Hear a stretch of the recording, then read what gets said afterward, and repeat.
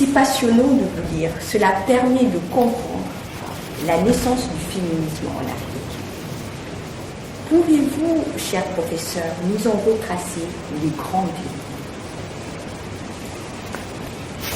lignes? Comment retracer ces grandes lignes? Vous savez, on m'a demandé on m'a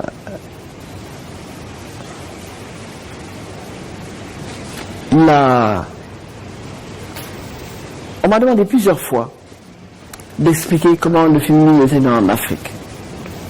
C'est comme si on vous demandait comment Ève est arrivée, alors je ne sais pas dire sur Terre, mais dans la planète. Le féminisme lui-même est un mouvement historique. C'est un mouvement historique qui implique plusieurs courants, plusieurs traditions, plusieurs luttes des femmes. Dans ce qui se passe en Afrique, au fond, les femmes ont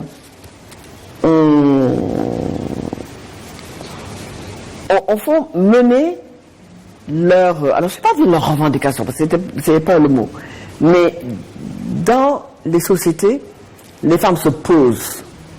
Et elles se posent, quels que soient les contextes. Parfois c'est facile, parfois c'est donné, des fois c'est difficile, d'autres fois c'est rebelle. Mais il y a toute une histoire précoloniale et coloniale et postcoloniale de la lutte des femmes pour ce qu'on appelle aujourd'hui les droits. Mais, alors on va pas prendre l'époque précoloniale, parce que l'époque précoloniale nous amène dans un autre débat, qui est le débat non seulement de la précolonialité, si on peut dire, mais le débat autour du matriarcat dans les sociétés africaines et de la position de femme, mais ça c'est un débat différent. Mais à l'époque coloniale, les femmes se sont beaucoup battues contre le colonisateur français, anglais, portugais, en Afrique du Sud, en Afrique de l'Est, en Afrique occidentale, les écrits de Ayed Diabaté sur la marche des femmes à Grand Bassam, les écrits le roman d'Ousmane Sembène sur la grève des femmes à Thiès, la grève des cheminots soutenue par les femmes à Thiès.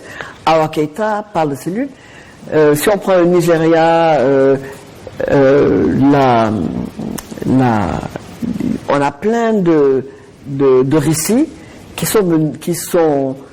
décrivent les luttes des femmes dans ces régions-là, en Afrique anglophone, en Afrique lusophone, en Angola, en Mozambique. Donc, les luttes des femmes sont là. Est-ce qu'elles sont féministes?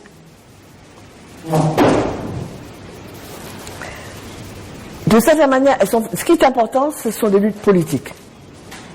Quand les femmes luttent, c'est comme ça que je vais mettre la question. Parce que si je vous dis, oui, mais luttes sont féministes, les hommes ne sont pas, à ce moment-là, on va dire, oui, bien sûr, c'est les occidentales qui vous disent que vous n'étiez pas féministes.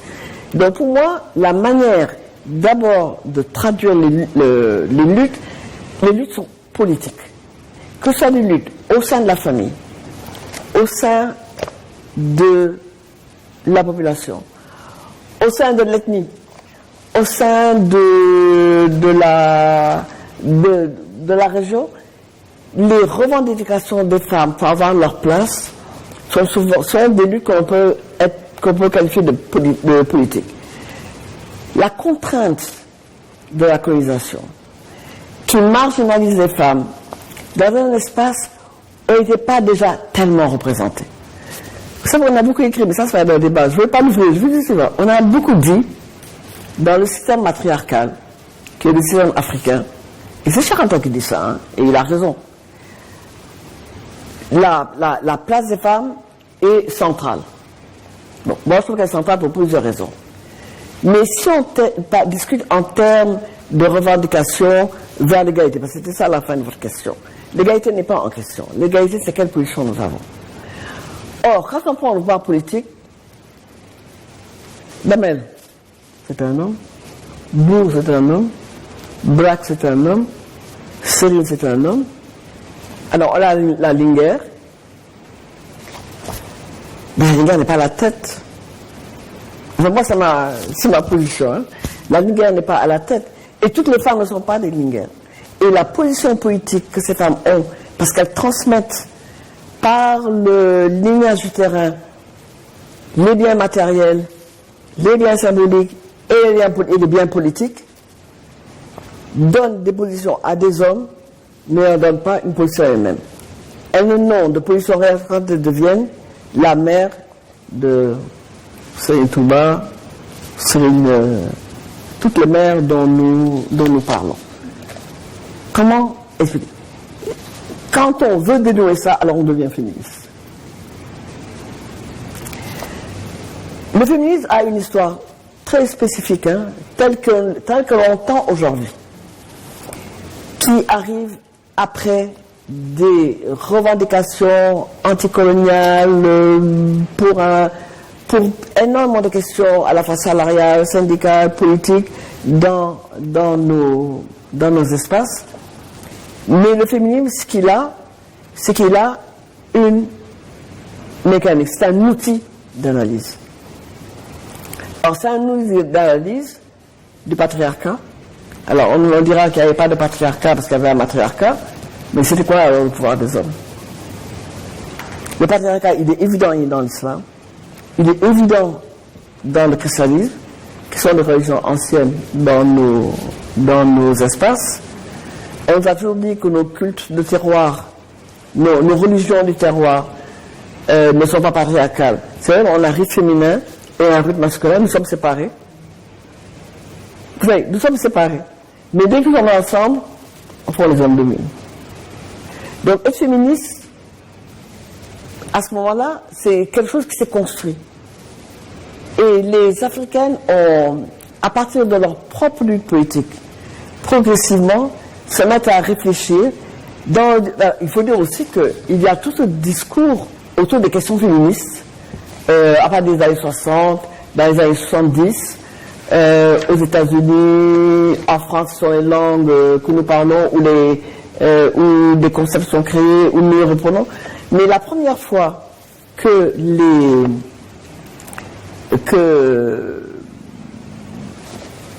y a un mouvement qui se crée autour pas la première fois, l'une des premières fois. Parce que c'est une première fois quand même où les femmes, en 1964, de l'Union africaine, de l'Organisation de l'Unité africaine, ont été réunies par les chefs d'État en Afrique de l'Est, où elles ont créé cette panafricaine.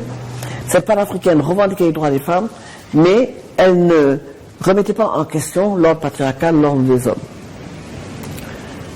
Lorsque dans les années 75 et 80 commence cette décennie des femmes, les États-Africains se retrouvent confrontés à des débats où on revendique, mais en critiquant les revendications de l'Occident. Et ça a été ce qui est extrêmement important. Est-ce que c'était féministe ou pas? Au moins, c'était un mouvement de mobilisation pour discuter de nos questions avec nos problèmes dans notre contexte.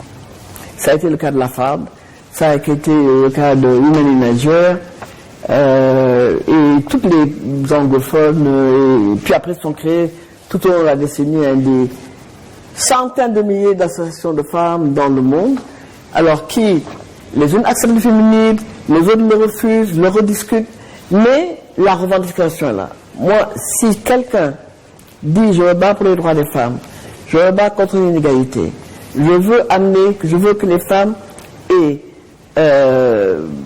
pas d'équité, hein, j'aime pas l'équité, mais l'égalité, et si on l'a pas, on peut se contenter de l'équité, mais c'est des revendications d'avoir leurs droits, leur statut, et de se battre pour l'amélioration de leurs conditions, suivant les égalités, alors pour moi le mouvement est féministe. Mais on a ici, quand même, au fond, des revendications, des associations féminines, certaines sont féministes, mais on a quand même beaucoup travaillé ensemble. on a beaucoup travaillé ensemble.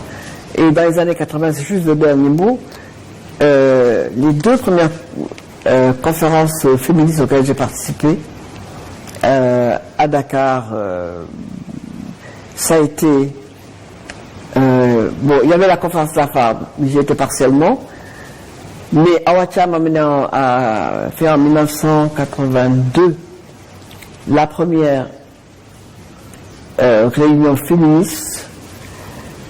Elle avait publié 2 ans avant La parole aux négresses, qui est vraiment le premier ouvrage réellement féministe africain francophone où elle dénonce le sexe, la classe, la race. Et à un moment, elle dit, alors que les occidentales combattent les hommes, nous combattons autre chose. Nous sommes derrière les hommes à combattre pour la...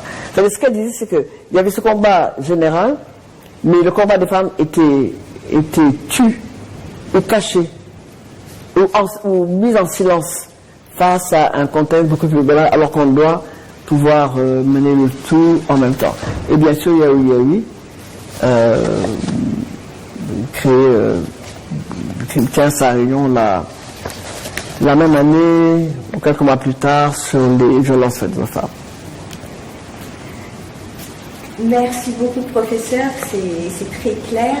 Et pour rebondir sur là où vous avez terminé vos propos, des fameux livres d'Awacham, La parole aux négresses, qui a fait un grand bruit et qui a reçu beaucoup de critiques.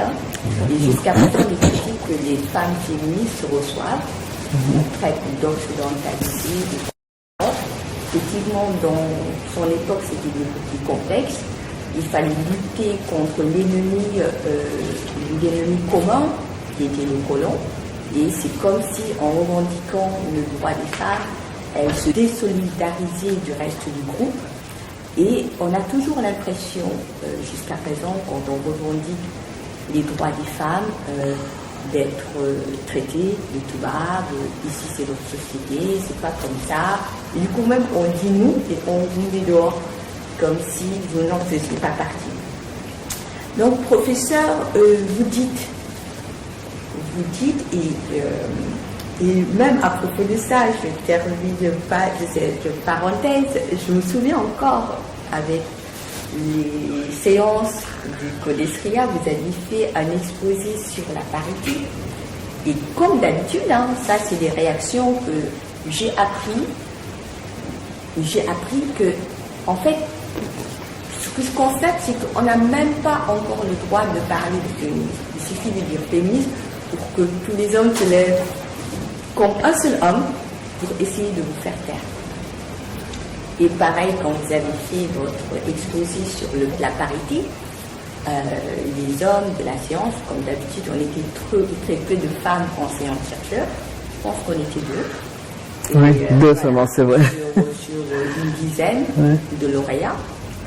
Et puis, les hommes s'étaient levés en disant parité, pourquoi? Il suffit d'avoir des compétences ou autres. Comme toujours, quand on parle de plafond de verre, on sait de quoi on parle. S'il n'y avait que les compétences, on n'aurait même pas besoin d'être féministe. On mérite quelque chose, on est à la place.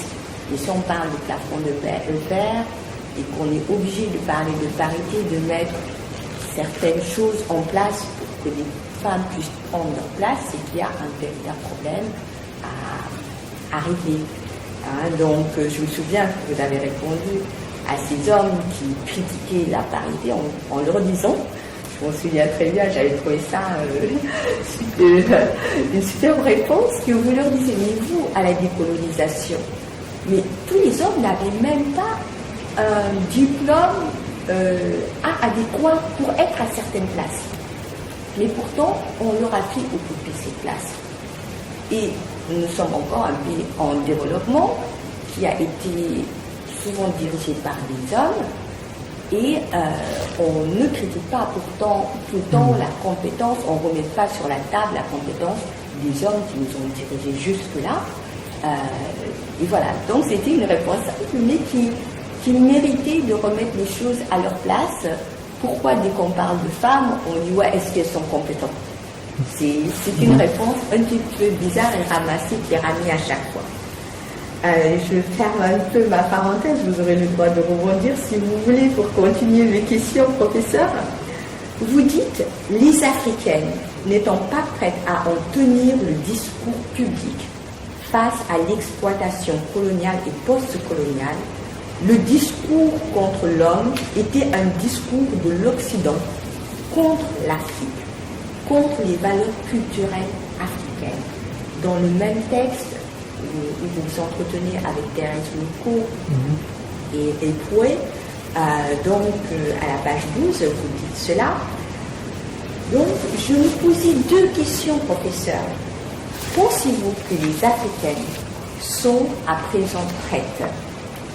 Il semble qu'on continue à dire que les femmes africaines féministes sont occidentalisées ou en crise de valeur. Y a-t-il un antagonisme entre le féminisme africain et le féminisme occidental? Là également, c'est une vaste question, mais je vais rebondir un peu sur quelques commentaires que vous avez faits. Je me souviens très bien de ce séminaire du Colestria où on m'avait demandé avec deux autres de mes collègues, l'un professeur de droit, l'autre professeur de sciences politiques, et moi, j'avais été invité spécifiquement à sensibiliser les chercheurs alors je ne dis même pas à la critique féministe des sciences sociales qui nous enseignent dans leurs universités, à Dakar, à Bambey, à Saint-Louis. C'était pour cette raison-là que j'avais été invité. Et j'avais été invité parce que j'ai travaillé depuis 1994, depuis 1973 avec le Colestria, parce que j'étais chercheur en sciences sociales. Donc je connais toutes les personnes qui étaient là. J'étais chercheur dans cette communauté d'hommes. Puis il y a eu un projet de création de l'Institut Urgent qui a connu bien des déboires, mais qui finalement a été créé et animé par Aïcha Imam du Nigeria, Amina Mama du Nigeria et moi-même. Et finalement, j'ai géré un peu plus qu'elle parce que moi, j'habitais Dakar, j'étais sur le campus à côté du Colestria.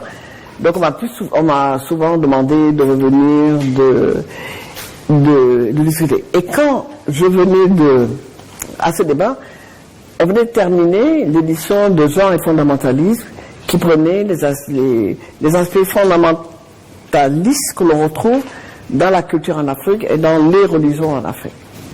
Je dois dire que après cet enseignement d'un an aux États-Unis, quand je suis revenu à Dakar, je me suis dit, il y a tout un enseignement à mener. Donc j'ai été voir mes collègues, parce que j'étais à Diffan, parce que j'ai passé quand même 30 ans, je passais mes premières années à la faculté des lettres, puis après, je passais quand même 30 ans à Diffan, au département des sciences sociales. Donc j'ai été voir mes collègues qui ont été enthousiastes et qui m'ont dit, il n'y a pas de problème, on va trouver. Mais qui étaient ces collègues-là? Il y avait Aminata Diaw, qui était philosophe, Mamadou Diouf, historien, Ibn Diagne, préhistorien, et Ousseynou Kane. Mais Ousseynou Kane est venu après, parce qu'après il m'a invité à venir donner un enseignement. C'est avec lui que j'ai commencé les enseignements sur... et quand je leur ai proposé, Aminata Diaw, Souleymane Diagne, Ibn Diagne et Mamadou Diouf, qui me connaissaient bien, j'étais leur tante, m'ont dit, mais c'est très formidable, bien enseigné.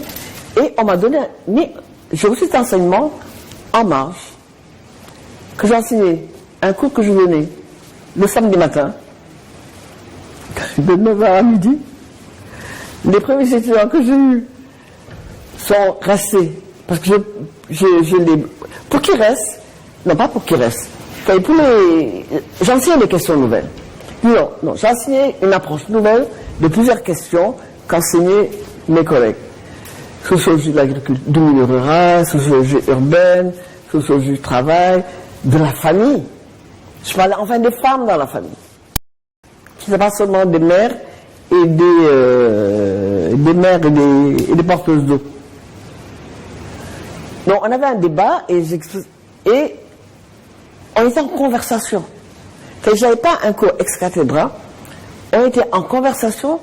Donc les élèves qui étaient venus parce que elle était intéressée, sont restés pendant ces 3 ou 4 mois qu'on durait le cours, plus les étudiants américains qui étaient à l'université de Dakar, mais quand leur professeur savait que j'étais à Dakar, que j'avais passé 1 an aux États-Unis, où j'avais fait le tour de plusieurs conférences dans plusieurs Women's Studies, on dit, mais Fatou là-bas, allez voir. Ce sont les seules personnes à qui je vais faire un devoir et donner des notes. Les autres, à quelque chose d'examen, moi, madame, nous sommes désolés, nous avons nos cours. Donc ce cours, j'ai donné en marge, en 87-88. Il a fallu littéralement attendre 92 la réouverture du département de sociologie pour que je puisse redonner un cours que je vais donner de 92 à 2000. Et à 2000, quand j'ai fait un projet d'enseignement, alors j'ai pas osé appeler ça quand même études féministes, parce que maintenant je l'aurais fait, mais à l'époque je n'osais pas le faire parce que je me disais la porte sera fermée. Mais de toute façon, la porte est fermée. Parce qu'Awacham avait demandé à faire un département d'anthropologie de sexe. On avait fermé la porte, c'était dit sur les femmes. Alors, après cette expérience, j'avais demandé les femmes dans la culture africaine, qui est vraiment l'image de la femme idéalisée dans notre psyché. On me l'a refusé. Non seulement on l'a refusé. Aujourd'hui, comme on l'a refusé. Je n'ai jamais reçu de réponse, ni du doyen de l'époque dont je tairai le nom, ni du vice-doyen dont je tairai également le nom, quand je demandais à faire ce cours sur les femmes. Je n'ai jamais eu de réponse. C'est là que j'ai arrêté d'enseigner un cours de sociologie de la famille, et puis j'ai été faire vraiment autre chose. Professeur, vous dites si magnifiquement, je me sentais libre de penser au lieu de penser contre, de critiquer, de construire mon propre discours à partir des perspectives multiples offertes sur le champ de la réflexion et des luttes féministes. Je me suis réapproprié un label féministe si difficile à porter, à partir d'un surmoi d'africaine, à partir de mon imaginaire ancré dans mes réalités africaines et dans le reste du monde. Les féministes américaines ont dû se battre pour gagner leur place dans la vie académique. Cela a renforcé ma conviction à l'époque que le féminisme était aussi une question politique, une question de pouvoir dans nos universités, mais qu'il fallait développer la recherche et accumuler les connaissances indispensables pour les alimenter et asseoir la discipline. Toujours dans le même texte de l'entretien avec Thérèse Lecourt à la page 16 que vous dites si long. Et je me demande, professeur, comment une femme intellectuelle sénégalaise pourrait atteindre ce nirvana intellectuel, car aujourd'hui encore, les féministes vivent les mêmes difficultés. Ils vivent les mêmes difficultés que celles que vous avez vécues en rentrant à Dakar en 1987. On note encore des coupures de programme, de financement, des coupures de financement. En 2017, dans une université nouvelle comme la nôtre, j'ai dû mener une lutte pour obtenir une UE sur le genre en sociologie. Voilà, une âpre lutte. On tente aussi d'instaurer dans le milieu universitaire des cellules genre pour corriger cela. Parce que ce que vous dites par rapport à la réaction des hommes que vous avez encadrés pendant une semaine, c'est le vécu que nous avons actuellement au quotidien. Donc, on tente d'instaurer des cellules genre dans les universités pour corriger cela. Pensez-vous que cela puisse améliorer la place et le rôle des femmes dans le monde académique? Autrement, comment pensez-vous que l'on puisse améliorer cela? Voilà, également, il y a plusieurs questions. Peut-être que vous allez me les reposer si dans ma réponse, les réponses à ces questions n'y sont pas. Mais d'abord, la sociologie du genre. Bon, j'avoue, avec un double sentiment de fierté d'avoir effectivement donné des cours de critique féministe à des étudiants le samedi matin, d'avoir eu le courage de tenir pendant un semestre. Ils n'ont jamais eu, mes étudiantes, qui étaient en majorité des étudiantes, n'ont jamais eu de notes. Mais j'étais heureux que les gens venaient et il y avait un débat qui était instauré. Ce débat-là, j'avais eu avec des étudiants des deux secs d'ailleurs aux États-Unis. Je me retrouvais pour la première fois face à un public d'étudiants africains. Donc j'étais contente. Mais le débat, mon féminisme, il n'est pas né dans le milieu universitaire. Il est né dans le milieu associatif. Au fond, ce sont dans les associations de femmes, dans les rencontres organisées au niveau de la décennie mondiale des femmes, au niveau des grandes conférences sur les problèmes des droits des femmes, des conférences de la population, conférences sur l'environnement, que ces questions qui étaient des questions politiques de la société civile sont revenues à moi comme où j'ai dû prendre une approche académique. C'est ça que je savais faire. C'est ça que j'allais faire. Mais à l'université de Dakar, j'ai été la première et la seule à l'époque à avoir donné un cours sur les femmes. Et quand le professeur Ousseinou Khan, et vraiment je le remercie, m'a invité à donner un cours sur la sociologie de la famille, je lui ai dit oui, je veux bien, mais moi je veux surtout faire un cours sur les femmes. Il m'a écouté patiemment et gentiment. Il m'a dit, mais grande sœur, dans la sociologie de la famille, vous pouvez traiter de toutes les questions que vous voudrez, parce que les femmes y sont. Mais il ne devait certainement pas s'attendre à ma manière d'approcher la sociologie de la famille. Parce que moi, ma sociologie était celle de la famille et des rapports sociaux de sexe. Où l'anthropologie, où la sociologie de la famille n'était plus une structure, une approche structurale, comme avait fait Lévi-Strauss et tous les autres. J'avais pas des petits ronds et des petits triangles isocèles pour expliquer la position des femmes. Moi, j'avais une théorisation faite par André Michel, qui était directeur de recherche au CNRS, qui avait révolutionné la sociologie de la famille en France. Donc j'introduisais un débat qui n'existait pas sur le campus de l'Université de Dakar. Il n'existait pas. Et ça m'avait intéressé. Et après toutes les autres questions sur la violence, sur les questions qui étaient traitées à la FARD, qui étaient traitées à IAI,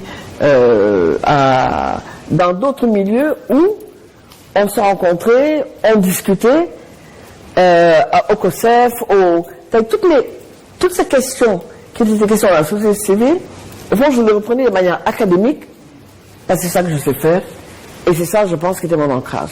Parce qu'il y a une chose que je voulais, c'est avoir la liberté, comme je l'ai écrit, de réfléchir moi-même. Parce qu'effectivement, parler de Simone de Beauvoir, c'est pas bien. Parler de Gloria Steinem, c'est pas bien, mais on peut se targuer de connaître Bourdieu. Et c'est même sophistiqué de parler d'Althusser. Donc ma liberté, c'était, à partir de théories qui existaient à partir de mon terrain, voir comment recontextualiser, comment repenser. Et ça, les femmes dans le monde n'ont pas arrêté de le faire.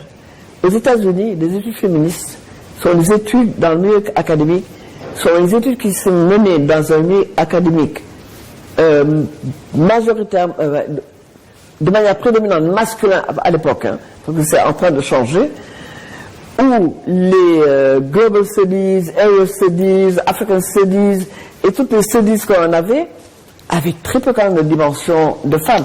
C'est la bataille politique de Women's Lib qui amène à cette réflexion. Donc moi, c'est une ouverture, j'ai une réflexion différente. Mais après, on se rend compte que quand même, on n'est pas tout à fait les mêmes, on n'avait pas le même contexte.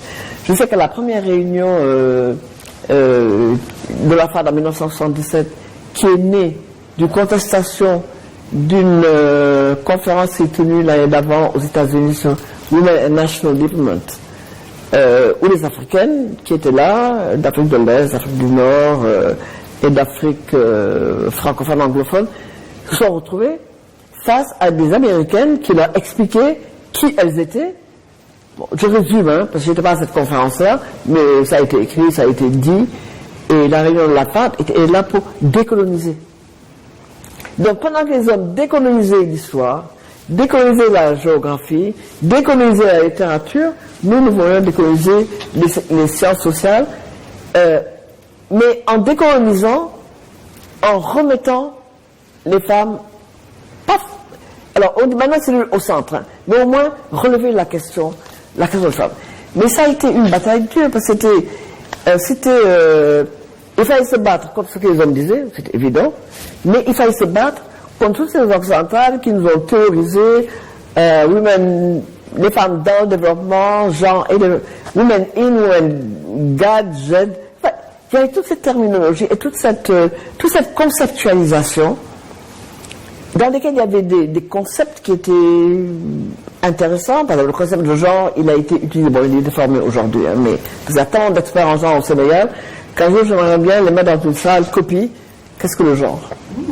Pour savoir ce que les gens savent exactement ce qu'ils mettent derrière le genre. Parce que derrière le genre, c'est vrai, il y a des spécialistes qui mettent plein de choses, puis il y a d'autres qui mettent plein d'autres choses qui ne sont pas reliées au genre du tout. Mais c'est une manière, dire perspective de genre, c'est éviter de dire critique féministe. Et ça, maintenant, on le sait, hein, ça c'est analysé. Donc là, ce travail-là, moi, un travail qui a transformé ma carrière. J'étais une sociologue, heureuse, c'est pas le mot, hein, mais j'ai une sociologue, je menais mon train-train de chemin, mais je pense que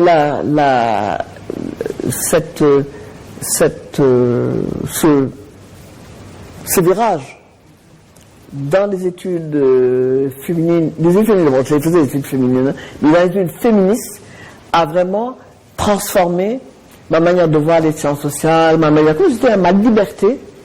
liberté d'écrire sur moi. Mais surtout, le jour où je me suis approprié en disant, mais au fond, pourquoi pas, est-ce que je ne serais pas féministe? Pourquoi est-ce que c'est seulement les occidentales à l'époque? Aujourd'hui, on dit les blanches, les féminismes blancs. Parce que c'est sur 40 ans, hein. C'est sur 40 ans. Aujourd'hui, c'est racialisé. Les concepts évoluent.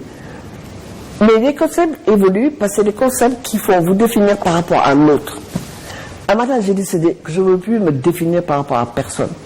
Je veux me définir par rapport à ma condition de femme vivant dans un contexte, dans un milieu, avec des contraintes, avec des espérances, des aspirations, des choses que je peux réussir, d'autres pour lesquelles j'échoue.